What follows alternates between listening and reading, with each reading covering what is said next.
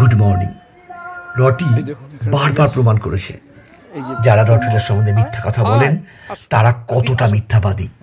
এই দেখুন আবার ভালো করে ভিডিওটা। রটিকে আসতে বলার পরই আসলো।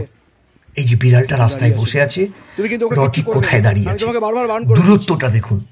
আমি কি বলছি সেটা ভালো করে শুনছে, বুঝছে এবং যা যা বলছি সেটা করছে। একদম আনকাট ভিডিও আপনাদের সঙ্গে তুলে ধরলাম।